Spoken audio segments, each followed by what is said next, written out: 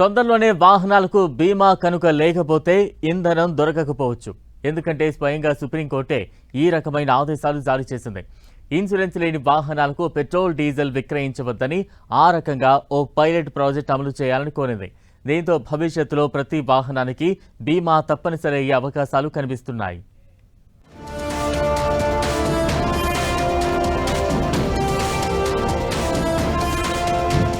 No insurance no fuel విధానంపై కేంద్రానికి supreme సూచన. పైలట్ ప్రాజెక్టు చేపట్టాలని ప్రభుత్వానికి ఆదేశం. దేశంలో సగానికి పైగా వాహనాలకు బీమా లేకపోవడంపై ఆందోళన. నేషనల్ హైవేలపై ముందుగా అమలు చేయాలని సలహా.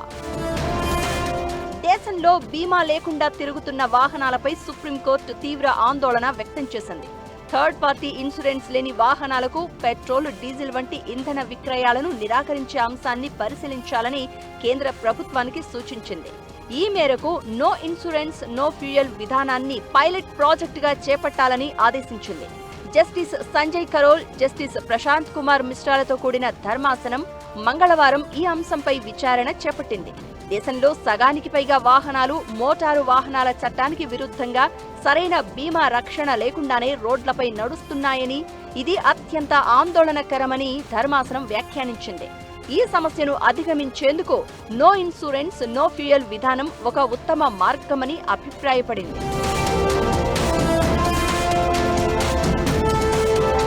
సుప్రీంకోర్టు అభిప్రాయం ప్రకారం ఈ విధానం వల్ల 2 రకాల ప్రయోజనాలు ఉంటాయని అంచనా.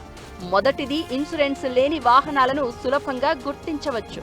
రెండోది, వాహన యజమానులకు వారి ఇన్సూరెన్స్ గడువు ముగిసిందనే విషయాన్ని గుర్తు చేసినట్లు అవుతుందని వివరించింది. ఈ నేపథ్యంలో ఒక పైలట్ ప్రాజెక్టును ప్రారంభించాలని కేంద్ర ప్రభుత్వానికి సుప్రీంకోర్టు నిర్దేశించింది. ముఖ్యంగా జాతీయ రహదారులు, తరచుగా ప్రమాదాలు జరిగే ప్రాంతాలు, టోల్ ప్లాజాల వద్ద ఈ విధానాన్ని ప్రయోగాత్మకంగా అమలు చేయాలని సూచించింది. సుప్రీంకోర్టు ఆదేశాలు చూడడానికి బానే ఉన్నాయి, కానీ బీమా కంపెనీల వ్యాపారం పెరిగేందుకు మాత్రమే ఈ పద్ధతి ఉపయోగపడుతుందని కొందరు వాదిస్తున్నారు. ఎందుకంటే పెట్రోల్ బంకులలో ఇంధనం ఆపేస్తే మరో మార్గంలో ఇంధనం నింపుకుంటారు అనేది వారి లాజిక్. అయితే కోర్టు ఉద్దేశాన్ని తప్పుపట్టడం కాకుండా వేరే విధానంలో వాహనాలకు బీమాను తప్పనిసరి చేయాలంటున్నారు.